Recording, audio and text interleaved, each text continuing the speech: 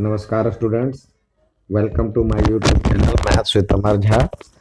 मैं आज इस वीडियो में क्लास 10th मैथ का जो दिल्ली सरकार द्वारा यानी डीओई द्वारा सैंपल पेपर जारी किया गया था टर्म 2 का, उसका सत्र 2021-22 का उसका सेक्शन सी के क्वेश्चंस लेकर के उपस्थित हूँ। जैसा कि आपको ज्ञात है जो कि सेक्शन सी में जो होता है वो 4 नंबर वाले प्रश्न होते हैं और कुल 4 क्वेश्चन भी होते हैं। ठीक है, तो आइए, इसमें से 2 क्वेश्चन जो होते हैं केस स्टडी टाइप के भी होते हैं और एक में इंटरनल चॉइस होता है। तो आइए क्वेश्चन की तरफ चलें। पहला सवाल है 6 सेंटीमीटर के वृत्त पर 80 डिग्री परस्पर 80 डिग्री के कोण पर झुकी हुई स्पर्श रेखाओं की रचना कीजिए। दिया हुआ है यहाँ पे, तो draw 2 tangents to a circle of radius 6 centimeter inclined at an angle 80 degree. तो सबसे पहले हमें एक इसके लिए रफ बना ले। देखिए, एक ये सर्कल है और आपको 2 टेंजेंट बनाने हैं। आपस में ये एक दूसरे पे 80 डिग्री पे झुका हुआ है, तो ये इसका सेंटर होता है।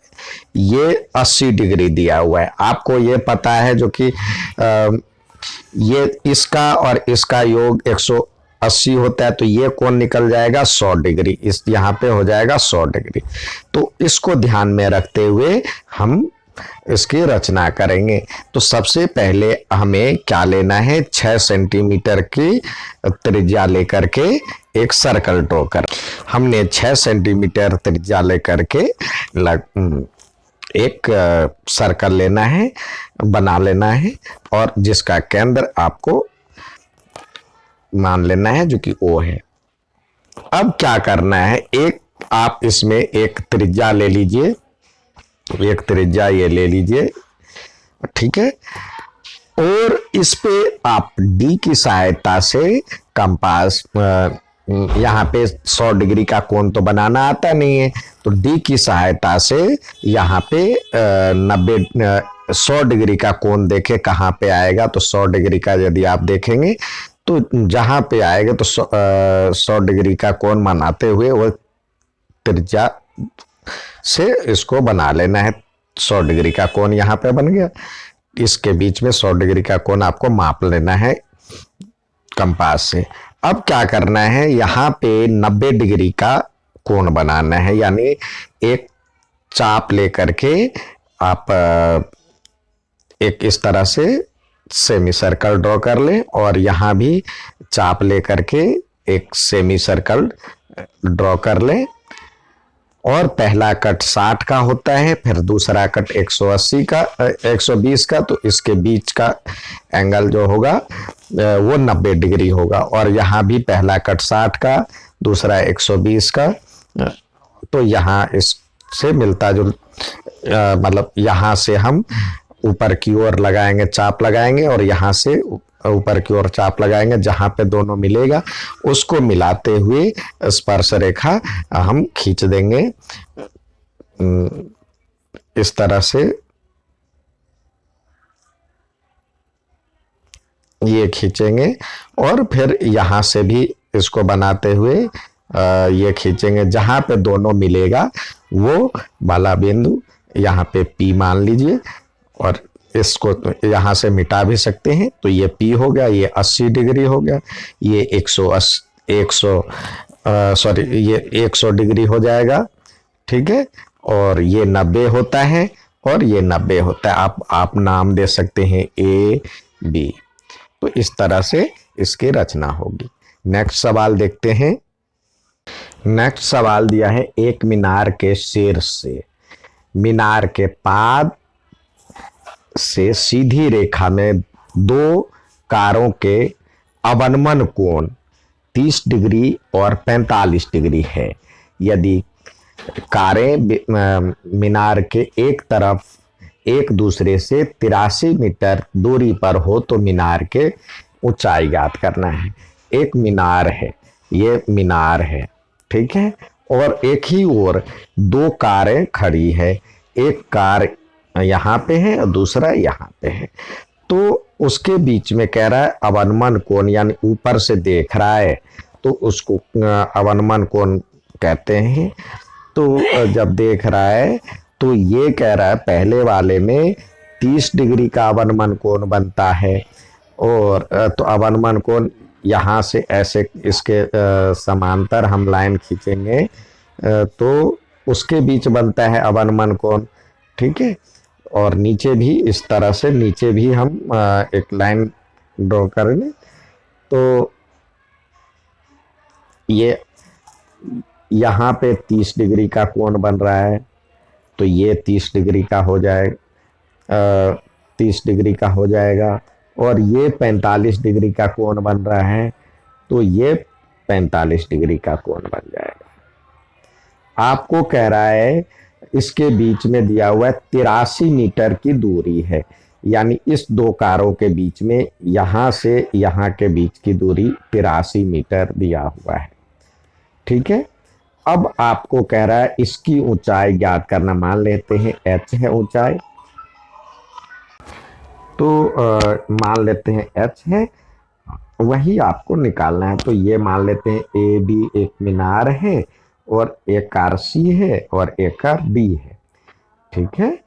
तो हम चलते हैं पहले ट्रेंगल, इस ट्रेंगल में, in triangle A B C में, ए बी सी आपको ये दिया हुआ है, ये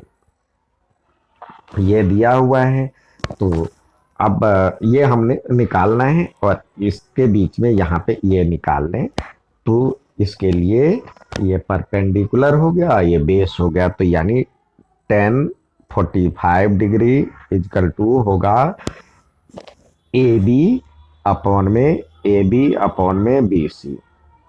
तो इसको भी इसी के टर्म में हम कर लें, तो बी सी बराबर 45 के वैल्यू 1 होता है, और ए बी की वैल्यू हमने h माना है, और बी सी इजकल टू नहीं पता, तो बी सी की वैल्यू h हो जाएगा, बी सी बराबर में h हो जाएगा, ठीक है। अब चलते हैं इन ट्रेंगल, ये वाले ट्रेंगल में, in triangle A B D. अब यहाँ पे देखिए, यहाँ ये h हो गया, तो ये क्या हो जाएगा, यहाँ से यहाँ तक दूरी h प्लस 83 हो जाएगा। तो हम लिख सकते हैं 10 वहाँ पे 1030 डिग्री इजकल टू क्या हो जाएगा, B D A B upon में बी डी। तो ए डी की वैल्यू तो हमें ए बी की वैल्यू तो h है, ये हो जाता है 1/√3, और ए बी की वैल्यू तो हमने h माना है, और इसका हो जाएगा यहाँ तक तो था h और प्लस 83, तो h प्लस 83 यहाँ पे दे दें। तो इससे क्या हो जाएगा, यहाँ पे हो जाएगा h plus 83 is equal to h, तो ये भी और ये √3 उधर है, तो ये √3, तो ये h है और ये भी h है, तो h वाले एक साइड ले आए, तो ये हो जाएगा 83 बराबर में h, और कॉमन ले लेते हैं √3 माइनस 1, तो क्योंकि ये h प्लस है उधर आकर के माइनस हो जाएगा, तो 83 अपॉन में √3 माइनस 1 इजकल टू h।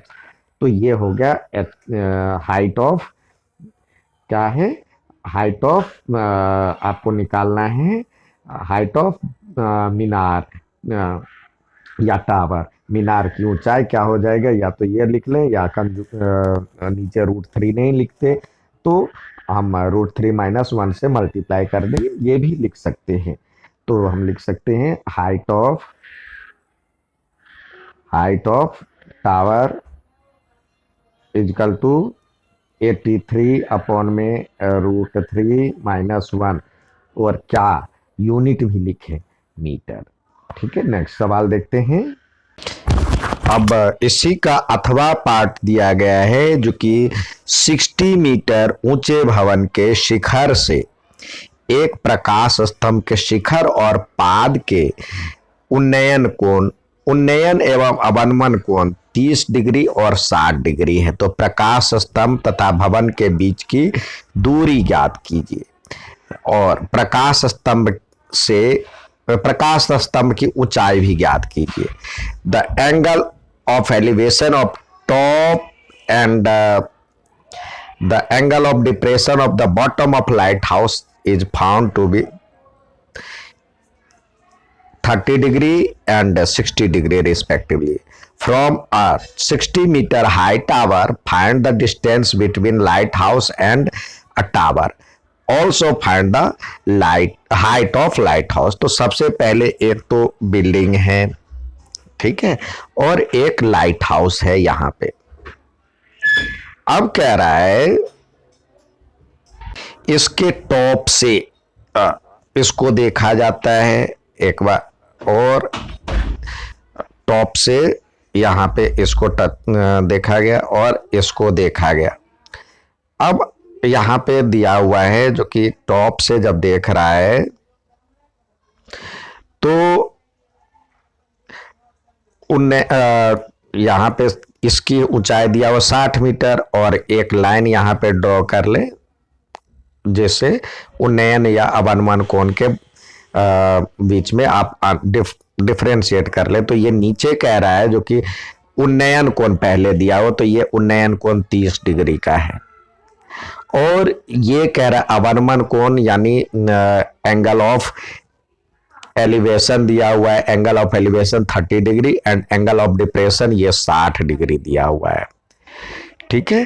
तो आपको निकालना क्या है, कह रहा है इसके बीच की दूरी यानी ये यहां से ले लेते हैं ये और ये इसके बीच यहां से इसकी ऊंचाई लाइट हाउस की ऊंचाई। तो हम इसको इस तरह से हमने नीचे इसके पाद से इसके नीचे वाले बेस को मिला दिया। तो ये जो 60 डिग्री का उन्नयन कोण कह रहा है अवनमन कोण, तो ये हो जाएगा 60 डिग्री, ठीक है। और ये ऊंचाई दिया हुआ है, ये मान लेते हैं ए बी जो है वो मकान की ऊंचाई है, बिल्डिंग की ऊंचाई है, और सी डी एक टावर है, और ये यहां पे मान लेते हैं एम है। तो अब चलते हैं पहले इस ट्रायंगल में ए बी डी में। In triangle A B D, अब देखिए ये दिया हुआ है, ये 60 डिग्री है, तो ये निकालना है, इसके बीच की दूरी आप निकालना चाहे भवन बिल्डिंग और टावर के बीच की ऊंचाई डिस्टेंस, तो ए बी डी में चलेंगे in triangle A B D.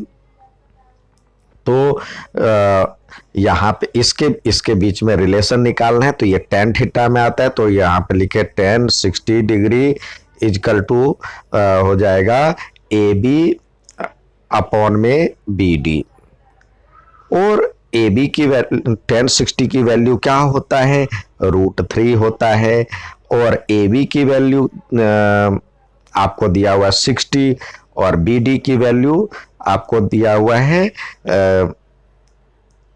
B D की वैल्यू बी डी है, नहीं पता है, तो ये हो जाएगा बी डी बराबर में बी डी इजकल टू 60/√3, जिसको सॉल्व करेंगे तो ये आपका हो जाएगा 60 और √3 है, तो इसको हम लिख सकते हैं √3 इंटू √3 से मल्टीप्लाई करेंगे, √3 इंटू √3, तो ऊपर भी √3 से मल्टीप्लाई और डिवाइड करेंगे कंजुगेट से, तभी ये नीचे जो अपर में संख्या है इरेशनल नंबर है हट पाएगा। तो ये हो जाएगा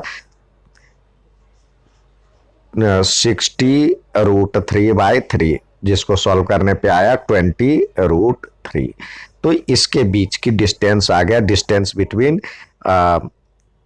ये बिल्डिंग एंड टावर, इसके बीच का मतलब लाइट हाउस के बीच का डिस्टेंस आ गया, ये हो गया आपका 20√3। अब चलिए देखिए, अब चलते हैं in triangle A M M C M C.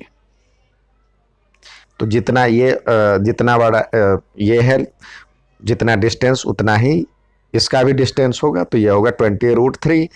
तो हम चलते हैं, तो इसमें देखिए यहाँ पे 30 डिग्री दिया हुआ है, तो लिखे 10/30 इजकल टू हो जाएगा सी एम अपॉन में ए एम। तो 10/30 की वैल्यू क्या होता है, यह होता है 1/√3।